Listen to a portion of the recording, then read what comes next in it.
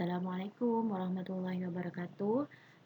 Terima kasih, pada hari ini saya akan menyampaikan tentang strategi pembelajaran. Nah, di mana topik pada hari ini yaitu tentang pendekatan, strategi, metode, teknik, dan taktik pembelajaran. Nah, untuk model pembelajaran di sini untuk pendekatan pelajarannya yaitu dengan menggunakan student or teacher center, yaitu berpusat pada, siswa dan guru atau mahasiswa dan dosen. Nah, dari strategi pembelajaran ini, di situ juga ada exposition discovery learning or group individual learning. Jadi nanti untuk pembelajarannya bisa menggunakan diskusi kelompok atau dengan individu. Jadi belajar mandiri dan belajar kelompok. Nah, metode pembelajarannya yaitu dengan ceramah, diskusi, simulasi. Nah, karena di bidang kami kebetulan di kebidanan, di mana di kebidanan di situ untuk vokasi juga banyak sekali prakteknya. Jadi simulasi atau role play kita juga gunakan. Nah, kemudian teknik dan taktik pembelajaran yaitu spesifik, individual, dan unik. Jadi teknik dan taktik pembelajaran itu tergantung dari kita sebagai pembelajar yaitu sebagai dosen. Nah, kira-kira apa yang membuat pembelajaran kita itu unik sehingga mahasiswa tidak mendengar atau tidak berbicara sendiri atau tidak sampai tidur. Nah, itu. Jadi pembelajaran kita itu tidak boleh monoton. Nah, kemudian pendekatan pembelajaran. Jadi titik tolak proses pembelajaran. Nah, di situ kita harus tahu dulu tolak proses pembelajaran itu dimulai dari dosen. Di mana dosen itu untuk memulai proses pembelajaran itu harus lebih mendekatkan juga ke mahasiswa. Dan mahasiswa ini juga kita mungkin ya dengan cara proses pembelajarannya berikan pretest. Nah, kemudian setelah pretest, setelah kita memberikan proses pembelajaran, baru dilakukan post-test. Nah, untuk mengevaluasi apakah proses pembelajaran kita itu berjalan dengan lancar atau tidak. Nah, kemudian merujuk pandangan terjadi proses umum. Nah, jadi untuk merujuk pandangan ini terjadi pada proses yang umum. Kemudian mewadahi, menginspirasi, menguatkan, dan melatari metode pembelajaran dengan cakupan teoritis tertentu. Ya. Nah, kemudian untuk pendekatannya yaitu dengan yang pertama student center approach. Nah, jadi berpusat pada mahasiswa atau siswa. Jadi berpusat pada mahasiswa artinya mahasiswa ini tidak hanya diberikan tugas atau diberikan materi saja, tetapi tidak. Nah, tetapi nantinya mahasiswa ini diajak untuk diskusi tentang proses pembelajaran. Nah, kemudian teacher center approach.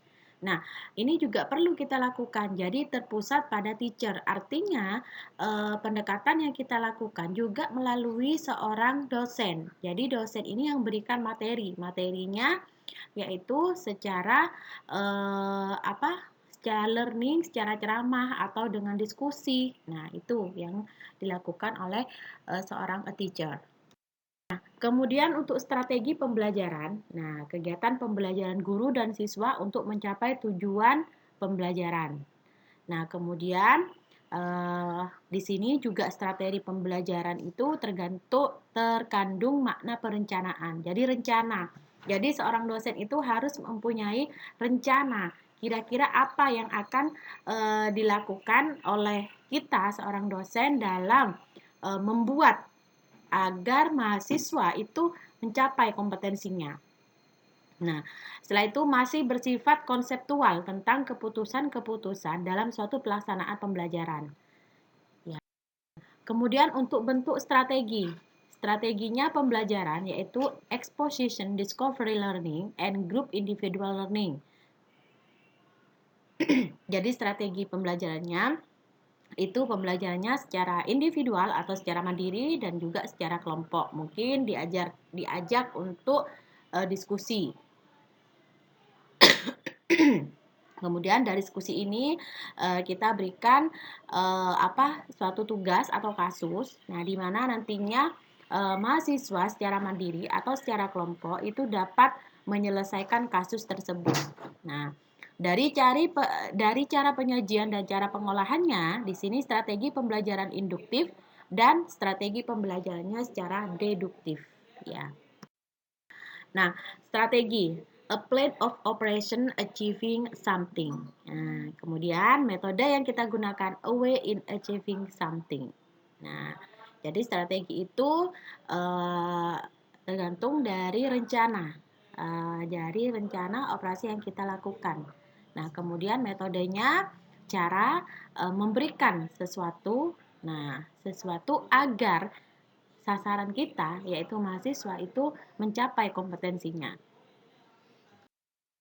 Nah, kemudian metode pembelajaran. Cara yang digunakan mengimplementasikan rencana yang sudah disusun dalam bentuk kegiatan nyata dan praktis untuk mencapai tujuan pembelajaran.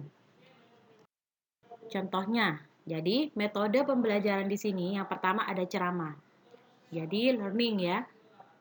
Kemudian demonstrasi ya, karena juga di bidang kesehatan ya, khususnya kebidanan itu memang banyak sekali demonstrasi.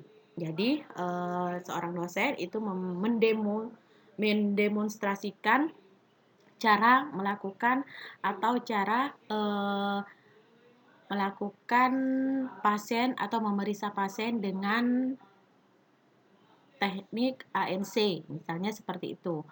Nah, kemudian untuk penampilannya harus semenarik mungkin, kemudian diskusi antara mahasiswa yang satu dengan mahasiswa yang lain.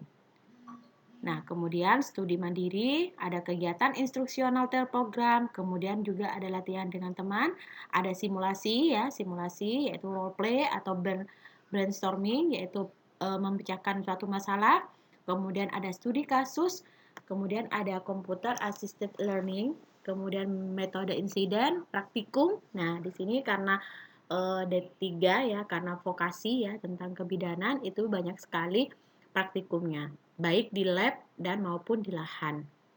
Kemudian juga ada metode proyek. Nah, role play ya, bermain peran. Biasanya ini bermain peran antara bidan dengan pasien. Nah, caranya bagaimana memberikan KIE kepada pasien dengan keluhan yang dikatakan oleh pasien. Nah, juga ada seminar, simposium, tutorial, deduktif, dan induktif. Nah, kemudian untuk teknik pembelajaran. Di sini ada cara mengimplementasikan suatu metode secara spesifik.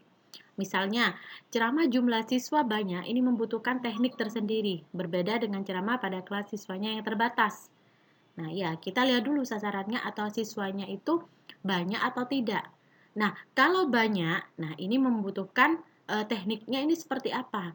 Kalau saya karena di sini juga banyak praktik ya. Nah, di situ juga untuk proses pembelajaran saya lakukan di praktikum di lab kampus.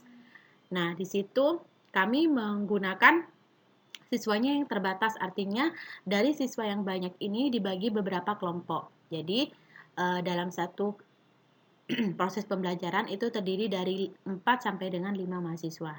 Nah, di situ kita bermain peran dan kita juga mempraktekkan atau mendemonstrasikan proses pembelajaran. Kemudian taktik pembelajaran, gaya melaksanakan metode atau teknik ya, gayanya seorang dosen bagaimana cara memberikan pembelajarannya semenarik mungkin agar sasaran kita yaitu mahasiswa itu tertarik dengan materi pembelajaran yang kita lakukan. Nah, kemudian sifatnya individual, taktiknya karena taktik ini kan berhubungan dengan kita sendiri individual. Jadi sifatnya individual, artinya dari dalam diri kita sendiri. Kira-kira bagaimana agar mahasiswa yang kita mahasiswa yang kita ajar itu mengerti dengan materi yang kita pelajari. Nah, kemudian taktik yang ketiga, 2 orang menggunakan metode ceramah. Berbeda dalam taktik yang digunakan. Jadi meskipun sama-sama menggunakan ceramah, artinya kita menggunakan learning ya. Nah, kita hanya memberikan materi saja. Tetapi taktiknya di sini itu kita bedakan agar mahasiswa itu bisa menerima materi kita secara tidak monoton. Artinya tidak bisa mencapai kompetensinya. Mungkin dengan memberikan pretest, memberikan post-test, nah kemudian juga memberikan kuis. Nah, karena kalau di lahan biasanya di praktikum biasanya kita membuat mahasiswa itu seaktif mungkin. Jadi mahasiswa harus bisa mencoba atau mempraktekkan atau mendemonstrasikan seperti apa yang kita lakukan. Nah, itu. Jadi taktik itu tergantung dari kita sendiri. Kira-kira apa yang kita akan berikan ke siswa kita, ke mahasiswa kita. Kemudian model pembelajaran, di sini merupakan bentuk pembelajaran yang tergambar dari awal sampai dengan akhir yang disajikan secara khas oleh guru atau dosen. Nah, kemudian bungkus atau bingkai dari penerapan suatu pendekatan, metode, dan teknik pembelajaran. Nah, jadi ada menurut Bruce Joyce dan Marsha Weil, jadi ada 4 kelompok model pembelajaran. Yang pertama ada model interaksi sosial, kemudian ada model pengolahan informasi, kemudian ada model personal humanistik, dan model modifikasi tingkah laku. Nah, dari penggunaan istilah model pembelajaran di sini diidentikan dengan strategi pembelajaran. Jadi, strategi pembelajaran itu yang nantinya akan kita gunakan pada waktu kita memberikan proses pembelajaran kepada mahasiswa. Kemudian desain pembelajaran. Jadi cara-cara merencanakan sistem lingkungan belajar setelah ditetapkan strategi pembelajaran. Di mana strategi ini kemungkinan tipe atau jenis rumah yang hendak dibangun itu misalnya rumah joglo, rumah gadang, rumah modern dan sebagainya. Nah, masing-masing ini akan menampilkan kesan dan pesan yang berbeda dan unik. Jadi sama halnya dengan kita. Jadi kita dalam memberikan pembelajaran itu mempunyai tujuan tertentu. Nah, dari itu strategi yang kita gunakan itu kita berikan semenarik mungkin. Kita berikan agar mahasiswa itu berkesan dengan pembelajaran yang kita lakukan. Kemudian blueprint rumah yang akan dibangun beserta bahan-bahan yang diperlukan dan urutan-urutan langkah konstruksinya. Jadi maupun kriteria penyelesaiannya mulai dari tahap awal sampai dengan tahap akhir setelah ditetapkan tipe rumah yang akan dibangun. Jadi strategi yang kita gunakan itu tergantung dari diri kita sendiri.